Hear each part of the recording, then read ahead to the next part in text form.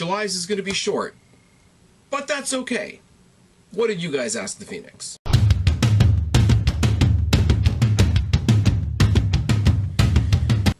What's going on, everybody? It's your buddy, it's your pal, Phoenix, the YWC Reality Check, here with the July edition of Ask the Phoenix. I'm going to go through the whole rigmarole like I always do with this one. This is one of my favorite parts of YouTubing, because it lets me interact with you guys and whatnot, much similar to the pay-per-view Pick 'em that you guys have decided to hop on, which makes me very, very happy. Without you guys, this segment, this series, this video that you're watching right now doesn't happen. If you are watching this for the first time, here's the deal. Every other month there is a Q&A. Q&A goes up. You got questions for the next one. So right now it's July. August there won't be one. September there will be one. Probably near the end of the month. It's roughly at the end of every month. You got questions for that Q&A 2 months from now, put them down in the description box below. As some of you, some of the usual suspects know, you can fire them off to me on Facebook if you are somebody that has me on Facebook, which is not everybody, I'll be real. You can send them to me on Twitter if you wish, but I might lose them, or I might not get the message. If you want to make sure that the question is part of the Q&A, you put it down in the box below. There used to be, for most of this year and a bit of last year, there was a limit. 10 questions per person was the limit, because I had some people out there that I foolishly said one time, I don't care if you guys send me 100 questions, I'm not going to be one of those guys that limits you. Somebody took me literally and literally sent me 100 questions, and that was quite a winded Q&A, as you guys can imagine. Now, I'm going to say that the strict 10 question limit is no longer applicable in this series. I'm also going to say please don't go insane. You can send me, so if you have 11 and you don't want to narrow it down to 10, you don't have to, but please don't kill me, is what I'm going to say to that. Join in, have fun. Don't know really what else to say. I suck at doing the intros for videos this week, apparently. Cheney815 says there's something about Smackdown in July that just feels right. I feel like there's a joke there that I'm not getting, I'll be honest. What are the top years of Smackdown? The top years of Smackdown are anything where Paul Heyman was one of the key writers, when you had the Smackdown 6 time, when it was Angle, Benoit, Edge, Mysterio, and Los Guerreros, you know, capped off with the then brand new Brock Lesnar as champion. You had so many people on that roster that were just considered everyday people that we hold in such reverent regard now. It's almost sad. Like, as much as we loved it at the time, now we know how good we had it. And I will say, second is when they just did the brand split this year and they started kicking things off. You know, Daniel Bryan, Shane McMahon, Land of Opportunity, kept everything fucking simple. It was like a slightly more amped up version of NXT. Alexa Bliss caught fire. Bray Wyatt redeemed himself. Miz found his stride again. Ziggler, who's questionable, found his stride again with The Miz. I mean, it's faded since then. I mean, they've had some writing changes, and they did the shake-up where they took everything that was good from SmackDown and put it on Raw. But yeah, the Heyman years and the beginning of this this new split. What are the worst? The worst are kind of when the last draft kind of faded and people started crossing over for feuds, and then they called Raw the Super Show, where SmackDown and Raw guys were on Raw, so SmackDown was just if you weren't good enough for Raw, and then it basically just, it was a mess, and there was no structure to it for a long, long time. And then they just, eventually they just admitted that it was one brand again. But everything from when the split began to fall apart to when they just admitted that it was one roster, everything in the middle there was just a mess. And SmackDown struggled. And I mean, SmackDown struggled in that time because it was a shitty time anyway, but also it was taped. So not only was there not much good, you had the spoilers out there to see if there was that gem in the rough, and then it was spoiled for you, and then WWE didn't give you anything. The one good thing I will say about the draft and the split this time around was it brought around what we finally needed, what we finally talked about for so long, which was SmackDown being live. Not necessarily live on Tuesday nights, because Monday and Tuesday back-to-back is a bit rough, but SmackDown being live because it made us care. It meant there were no spoilers, and WWE had the opportunity to put more into that show. Yeah, Job Team Barry, SmackDown 6 edition. Angle, Benoit, Edge, Mysterio, Los Guerreros. Wow. I would this is gonna sound so shitty. I'd bury Los Guerreros, I'd team with Angle and Benoit, and I'd job to Edge and Mysterio, because as much as I can't stand Mysterio, I am a mark for Edge. Which years do you think they had the best draft investment return? Whenever... this is going to be fucking fantastic, too. You guys know the mixed history I have with John Cena.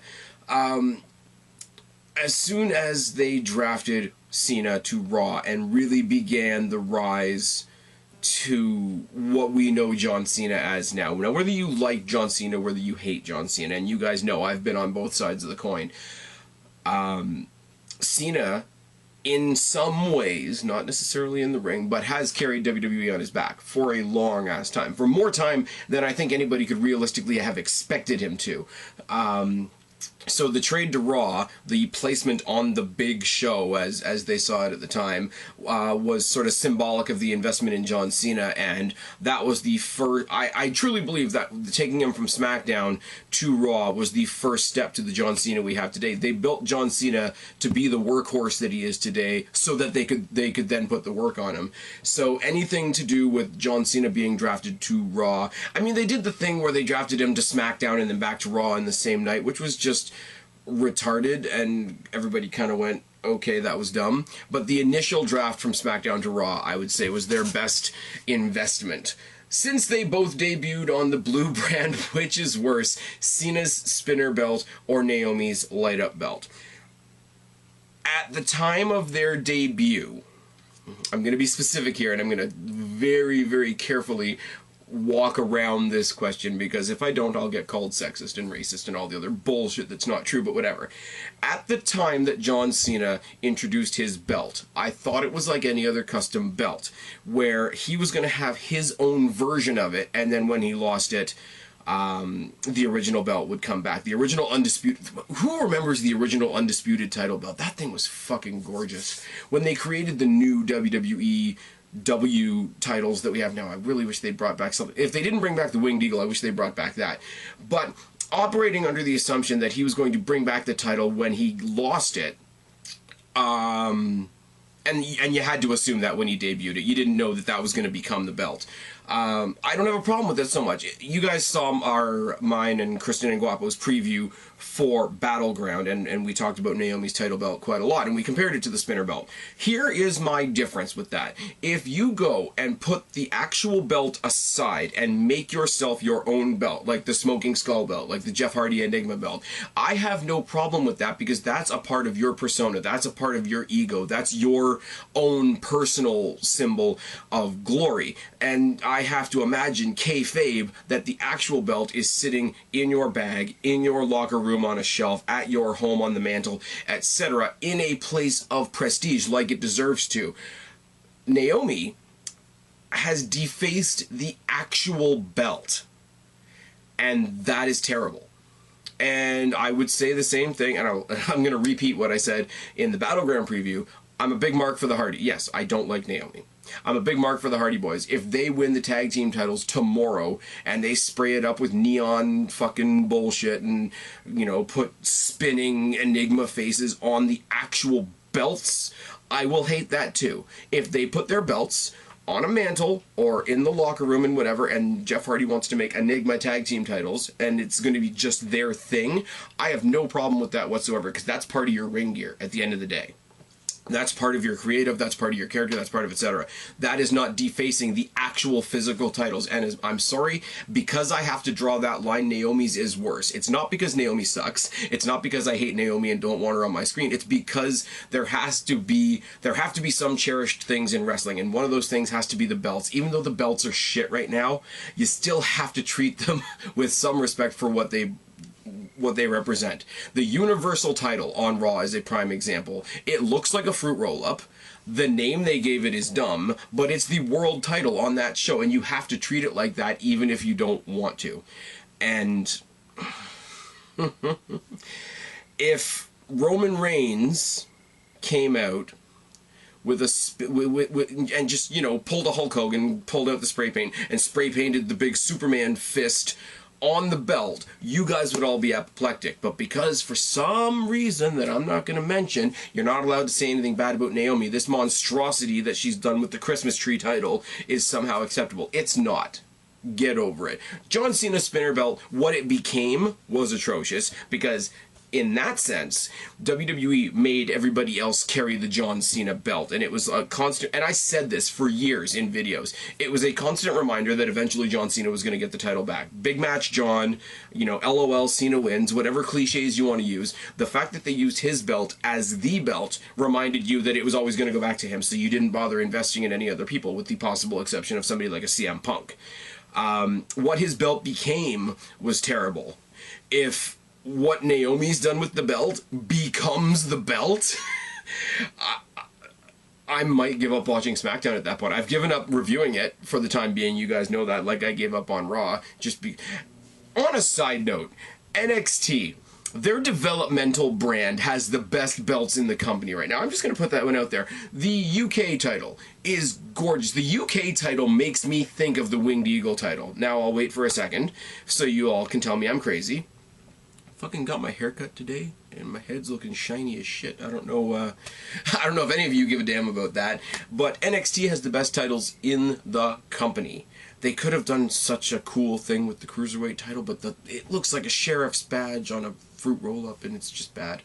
That's a lot of time spent on that question. Speaking of the SmackDown 6, do you think the following 6 deserve that moniker in 2009? Jeff Hardy, yes. Edge, yes. Rey Mysterio, debatable. Chris Jericho, yes. CM Punk, absolutely. John Morrison, as much as I want to say yes, John Morrison, the sad thing about John Morrison is I'm not comparing him talent-wise to Shawn Michaels. I'm really not. But he could have been that next Shawn Michaels rock star, pretty boy character. And I think a lot of the stuff that they wanted to do with him, they put off onto Chris Jericho once Morrison left. I mean, granted, it makes more sense because in reality, breaking kayfabe, Fozzy is a thing. Jericho is an actual rocker, but like the sort of like the glam rocker with the friggin' the fur coat and all that sort of thing, a lot of that element got pushed off to Jericho. He got the light up scarf and he got the light up jacket and all kinds of things like that. I want to say Morrison, I really do, because I'm a huge fan and I hope the rumors of him coming back are true. Side note, I've heard that they're canceling Lucha Underground after season 4. I haven't watched any of it. I will. It's on Netflix. I know. It's sitting right over there on my television anytime I want. I'm in Canada. We don't have El Rey. I'm sorry. I hope the rumors of John Mundo Morrison, whatever the case may be, and Melina coming back are true, because yeah, Morrison versus Sami Zayn, Morrison versus Ty Dillinger, Morrison versus Finn fucking Balor would be amazing. But yeah, 4 out of 6 of those for sure. I don't know who I would put in those other 2 spots, but Rey Mysterio can go fuck himself. And John Morrison, not to his own blame, but was never used to that top tier, which really, really sucks. There was one main event of some B pay-per-view.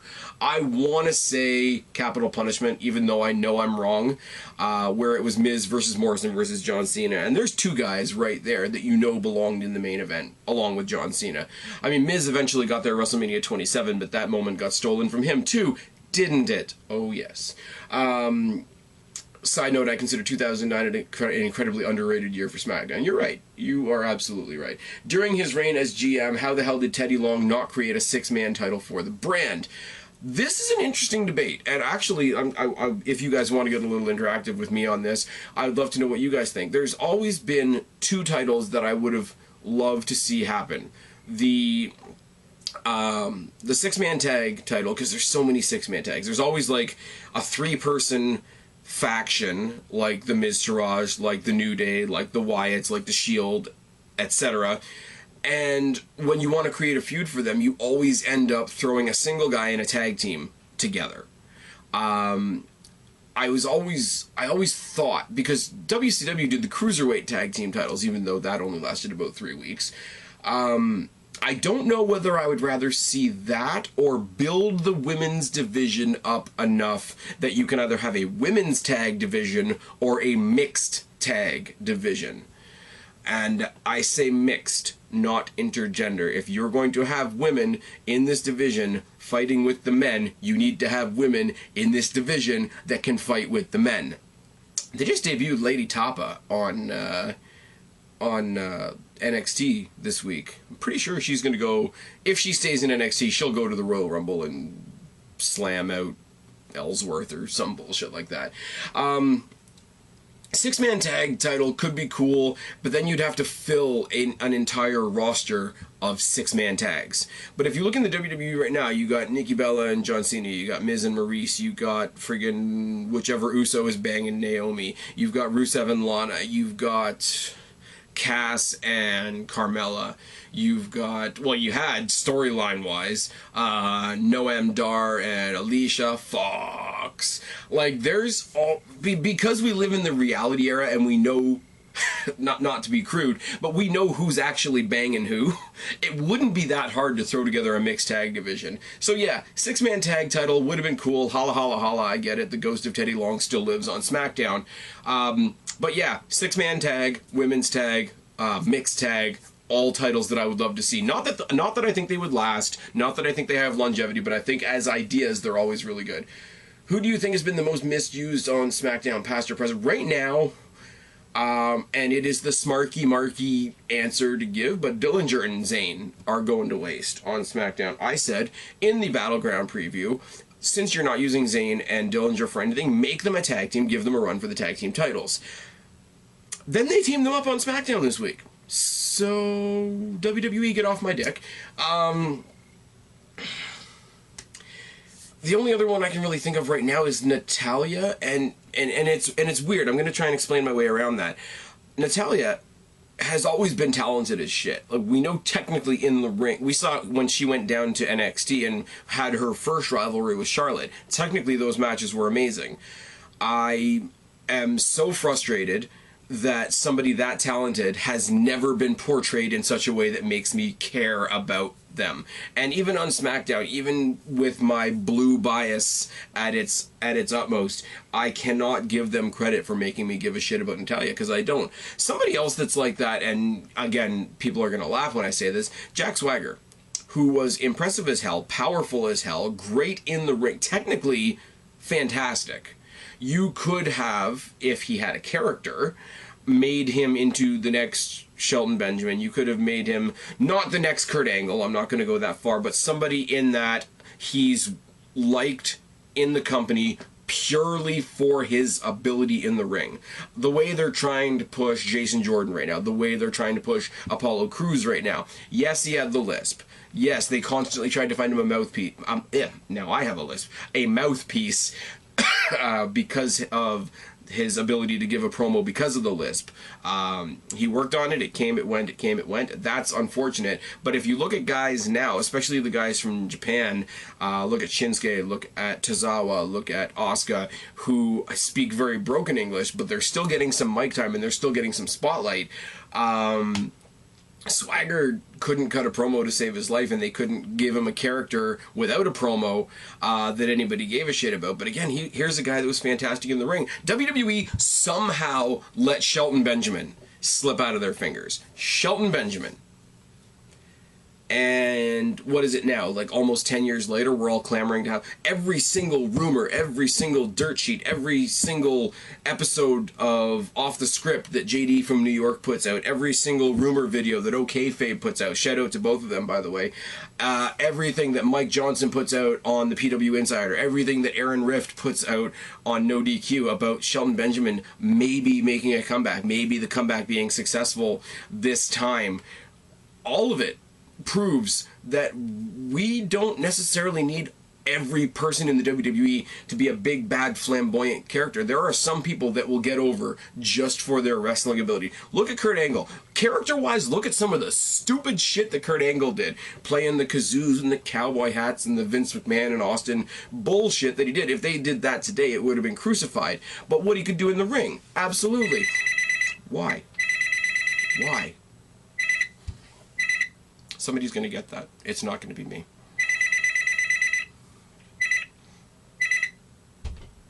It's not going to be me. There we go. Somebody like a Kurt Angle who could be that goofy and still get over on talent alone. And a lot of wrestlers have said it. Kurt Angle, as an athlete that came from somewhere else, be it amateur wrestling, picked up wrestling like that. I am loath to bring this up, but guys like Lance Storm, and more noticeably Chris Benoit, who had no personality to speak of, who got over just on their wrestling ability. And it happens, and it works. Daniel Bryan, Smarks are gonna yell at me now. Anyways, so all these people got over based on what they could do in the ring. I know, I lost my train of thought there for a second. The phone rang. People are inconsiderate. It's fine. All these people got over for what they could do in the ring. And you're telling me with a company like that, you couldn't hold on to a Shelton Benjamin. You couldn't find something better for a Jack Swagger. You can't do something for the niece of Bret the Hitman Hart, who's not only one of your company icons, but a guy that you fucked up the ass 7 ways from Sunday back at the Montreal Screwjob. Those are some of your missed opportunities. Those are your misused SmackDown superstars. In contrast to Raw always being 3 hours nowadays, do you think SmackDown should have the occasional 3-hour show to make Raw see how great a 3-hour show used to be? Not anymore. Because we are turning a corner and Raw is actually doing some good shit and SmackDown's the one that's dragging. Punjabi prison match, flag match, Naomi with the title. I think if you want to do something like that with SmackDown, you have a special 3-hour SmackDown instead of a B pay-per-view. If you remember how the NXT Takeovers started, they just went on a Wednesday night, and it was a 2-hour episode of NXT instead of a 1-hour episode, and they called it Takeover. They filmed it live and all that sort of thing. You want to bump it up like that. You want to, if you are going to do this occasional 3-hour show thing for SmackDown, the trade-off with that would be, as a whole, Raw and SmackDown would have to have less B pay-per-views, which I don't think anybody would complain about. But I don't think any show needs to be 3 hours. The pay-per-views don't fill 3 hours, but the shows that build up to them do. There's a disconnect there. Really. Apparently I'm popular. I tried to get this video out. I'm not gonna lie, guys, this is probably going out sometime on the weekend. I'm filming this Thursday night because I've got some time and I could get it out and done for you, but apparently I'm popular as hell. Sorry about that. Lost my train of thought. No, it shouldn't, but if you do, the trade-off has to be that they get rid of the B pay-per-views. Try to be objective on this one. Rank the 9 blue brand breakthroughs, i.e. first world title victories from Eddie Guerrero. Eddie Guerrero's was massive because he came back from his addiction stuff and it was widely publicly known. He was the underdog. He beat Brock Lesnar at some of the height of his powers. Yeah, he had help from Goldberg because Goldberg was over on Raw, and that was leading into WrestleMania 20 when they had their bullshit match. But this led to Eddie Guerrero versus Kurt Angle when Eddie Guerrero won the match by untying his boot, which was fucking fantastic. JBL, I'm sour on JBL's title reign because it lasted so fucking long. And the only reason JBL got a run with the title was because Eddie Guerrero stuck up for him. And the only reason Eddie Guerrero stuck up for him is because Eddie Guerrero was way too hard on himself and didn't think he deserved to be champion. So, no. John Cena's first one was against JBL. And, there are other victories from John Cena that are a lot better than his first. That was at WrestleMania 20 as well, wasn't it? That was a hell... Wait a minute. WrestleMania 20 had Goldberg versus Lesnar, had Angle versus Guerrero, had JBL versus John Cena. Fucking... I gotta go watch WrestleMania 20 again. Rey Mysterio can fuck off, because that was bullshit. He beat 2 of the best in WWE's more recent history. And he did it on the back of Eddie Guerrero's death. Yes, I'm saying it. He was an emotional pick. He did not deserve to be in a WrestleMania main event with Randy Orton or Kurt Angle, let alone beat both of them. So that one can fuck off. Great Khali, enough said. Jeff Hardy. I'm going to leave Jeff Hardy for a second. Dolph Ziggler, cash in, loved it. Bray Wyatt, Elimination Chamber, interesting, goes with his character a little bit. Jinder Mahal, surprising more than anything else. They're presenting him like a champion, but he's not acting like a champion, so that's a 50-50. Jeff Hardy. Jeff Hardy is one of those culmination things for me. I remember watching, and I've said this a bunch of times, you guys have heard this from me before. I remember the Hardys debuting as jobbers in tie-dyed spandex, getting double chokeslammed by Kane during his introduction to the company. To go from that to lots of tries and fails, and lots of tries and fails, and lots of tries and fails, to Armageddon. I don't remember what year, you guys know I'm not good at that sort of thing. To watch the Hardys gain the popularity that they got, to watch Lita gain the popularity that she got, to watch them succeed as a group, as a unit, you know, to start TLC, to have their amazing three-way feud with Edge and Christian and the Dudleys, to then recognize that at the time, at least, that Jeff Hardy was the Shawn Michaels and Matt Hardy was the Jannetty, and finally have, because he went in there against, oh, I'm going to forget now. I want to say Triple H and Edge, but I know I'm wrong. But I do remember it was the Armageddon pay-per-view. I remember there was fire on the entranceway. Like there was, instead of actual pyro, there was actual flame pyro. I remember him climbing the stage. I remember him climbing the Titantron. I remember Jeff Hardy's first title win, and that's fucking fantastic. You wanted me to rank those, and you can't ask me to rank them and be objective when one of the victors is Jeff Hardy. You just can't. I'm sorry. It just is what it is. And at the end of here, I want to say, Shane, you put in first NXT, then SmackDown, now Raw. Fuck. The only thing I understand that to be is the breaking up of all the tag teams. If that's what you're talking about, then I agree with you. I still say the best one by far was Gargano and Ciampa, because it was so easy and they had such a great like buddy cop type feel to their tag team, and the NXT crowd, which are a more passionate crowd anyway, they sort of adopted that team, and you know, it was done well. It was done almost in a heartbreaking kind of way. Like they broke up Owens and Jericho, and it was meh. It was a good segment, and it was enjoyable, but that was it. Enzo and Cass were getting stale. Breaking up American Alpha for this Kurt Angle, Jason Jordan angle is fucking retarded. They're gonna break up Cesaro and Sheamus eventually, because Sheamus is going to film a movie. They're doing the Hype Bros. They're doing this big, massive. They're building to this breakup of the Hype Bros, and nobody's gonna care. So I don't know. The only ones that people are gonna care about are American Alpha and DIY.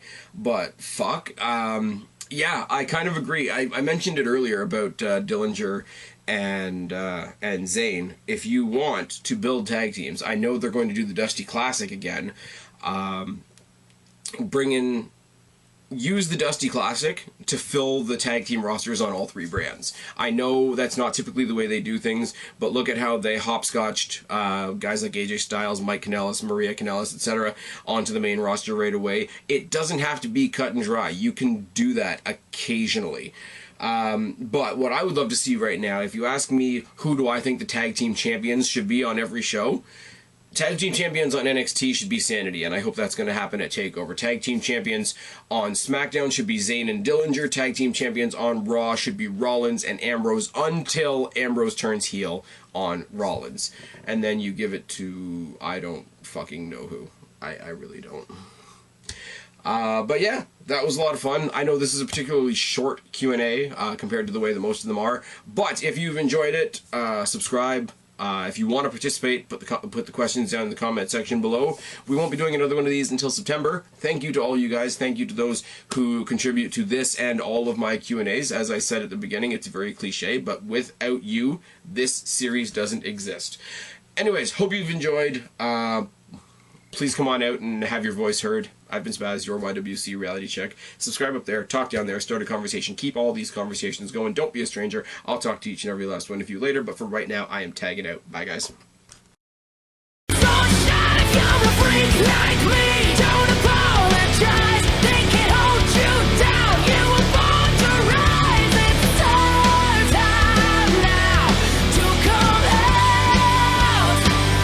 You're a freak like me.